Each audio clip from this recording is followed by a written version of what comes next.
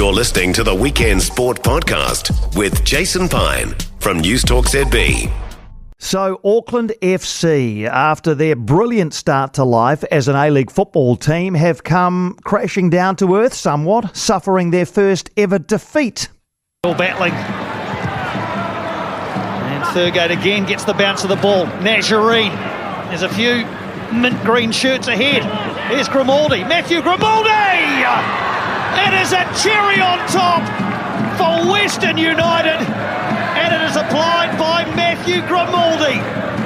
The 21-year-old unerring past Alex Paulson into the far corner. It is a Christmas cracker for Western United. Lead Auckland FC by 4-0. Yeah, that's how it finished at Mount Smart, Go Media Stadium yesterday afternoon. Western United 4, Auckland FC 0. Quite the scoreline. Former Wellington, Phoenix and All Whites goalkeeper and Sky Sport analyst Jacob Spoonley is with us. Jake, did you see this coming? No. Short answer, Piney. I don't think many people would have seen this coming, apart from John Aloisi, who was the architect of Auckland's first downfall at home yesterday. Look, Western were so fast and aggressive, and they started early. I think it was 90 seconds when we saw the first chance flash by Alex Paulson's post. And they went ahead after 12, and from there they really got out of sight very quickly. What led to this scoreline? Was it Auckland FC off a bit? Were Western United just really on? A combination of those things? I think that's about right, Piney. It was a confluence of different factors. I do think Steve Corica did not see his side show up. He mentioned in the post-game that they didn't do the work. They weren't prepared for the physical battle.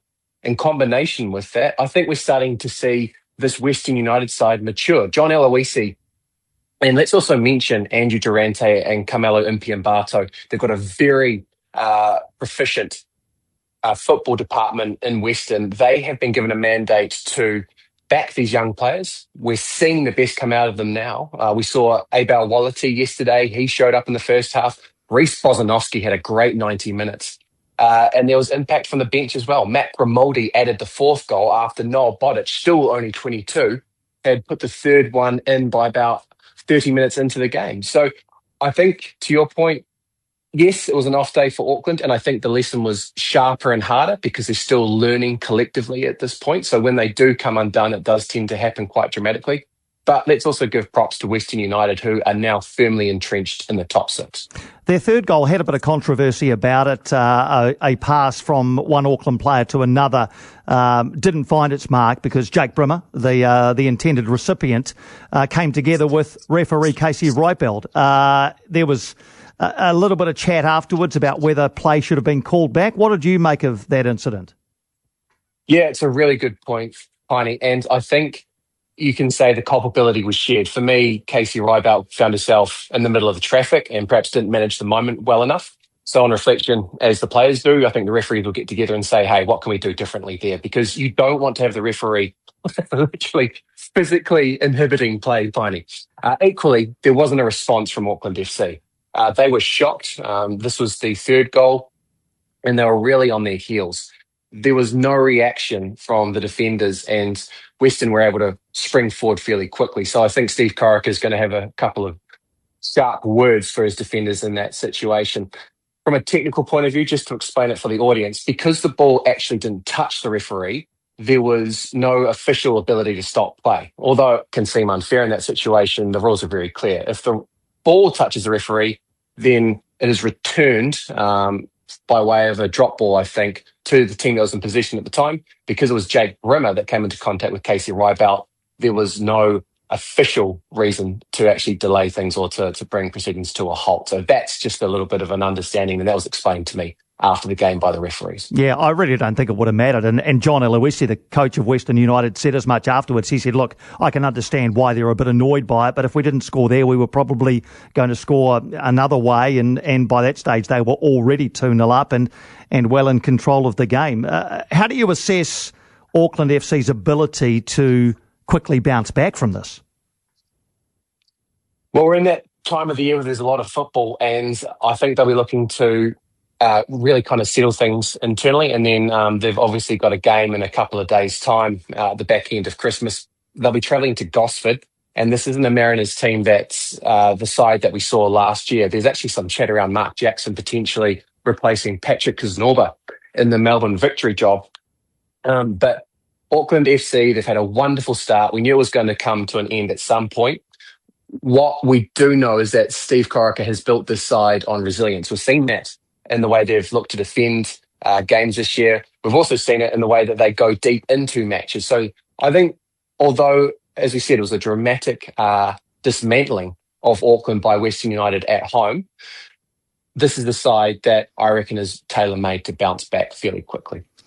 In terms of the players they're missing through injury, we saw Louis Verstraete come back yesterday, which was a boost to the team, although he, I'm sure, would have enjoyed or not enjoyed his time out there, would have preferred a much happier time of things. But Dan Hall at centre-back has been very good for this team in the first half a dozen games. He's out for 2 or 3 months. How big a blow is that?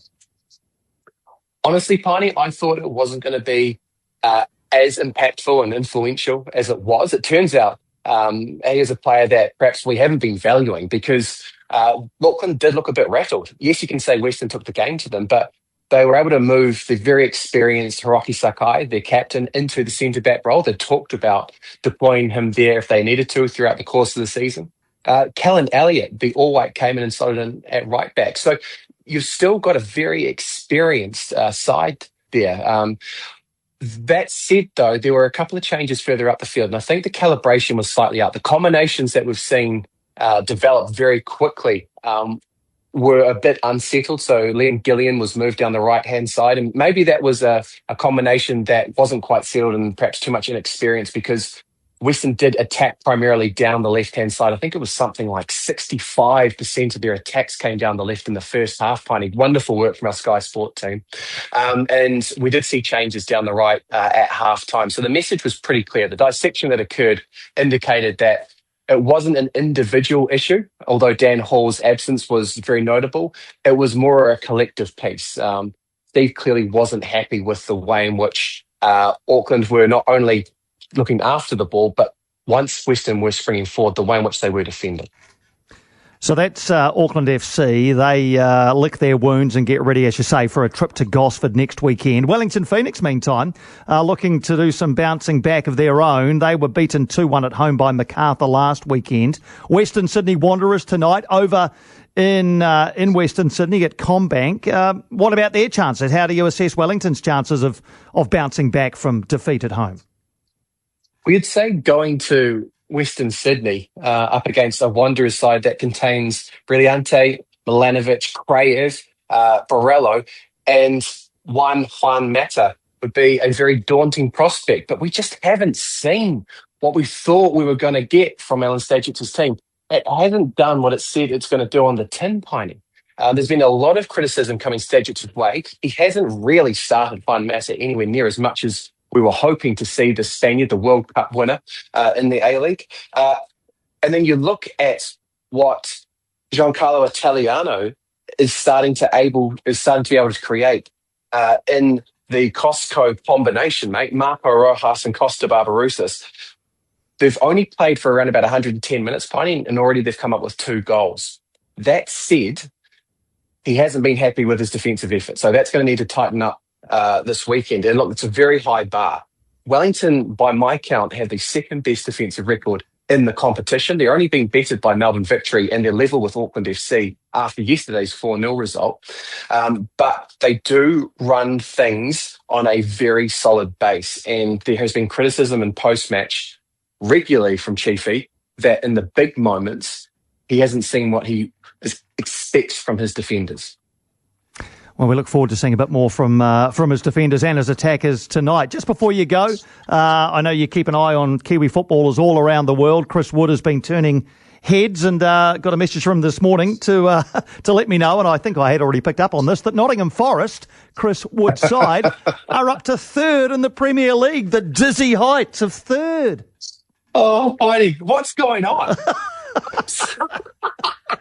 We had Auckland putting out a beach yesterday. They were making it was a wonderful occasion at Mount Smart. So I really do recommend you get along there on New Year's Day when they do play Melbourne Victory. We've got the Wellington Phoenix disappointed at being sixth at the moment. And then we're talking about Champions League football from our very own Chris Wood, the man that is in, I think he's still third in the Golden Boot race. It's incredible. You've got a Norwegian, an Egyptian and a Kiwi that are running things in the Premier League at the moment. He didn't get on the score sheet this morning, but he had a very big hand in Nottingham Forest opener, and by and large is responsible for them being third. It's dramatic, it's remarkable. I mean, dip into your Santa sack, Piney, and pull out any adjective you want. It's fitting, it's apt for Chris Wood at the moment. Yeah, it absolutely is. He's having the time of his life in the Premier League. Meantime, the A-League continues on this side of the world. As always, Jacob, thank you for your analysis this afternoon. Have a great Christmas with the family, and we'll catch up, I guess, next weekend when the Phoenix are home to Newcastle. The games don't stop. They come thick and fast. But thanks for your time this afternoon. Thank you very much, Piney. Look, just a quick shout out to Blair Dainty, who unfortunately is in hospital at the moment. He is our wonderful director at Sky Sports, so we just hope that he recovers and bounces back quickly so we see him in the truck and supporting us. Merry Christmas, mate. And to you too, Jake. Yes, and I share your concern and your good wishes to Blair, one of our wonderful producers, directors at Sky. Missed yesterday's game. Couldn't be there, but I wonder whether some Auckland FC fans might have been happy enough to miss it as well. There seems to be a bit of joy in your voice, says this text. Regarding Auckland FC, both today and yesterday on commentary. Look, I take no joy from this. I don't. I'm honestly, hand on heart, I take no joy from Auckland FC losing yesterday. If there was joy in my voice during commentary, it was, I guess, really aimed at Western United. I thought they were terrific. I thought they were really, really good. And look, Auckland FC will bounce back. It's one game. One game in a 27-game season. I think it just because it came off the back of an unprecedented start, those unbeaten games that they'd had, and the fact that they had hardly conceded goals either.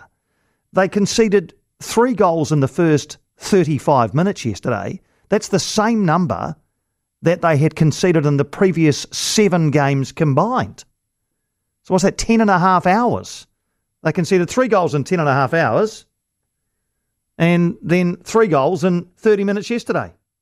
For more from Weekend Sport with Jason Pine, listen live to News Talk ZB weekends from midday or follow the podcast on iHeartRadio.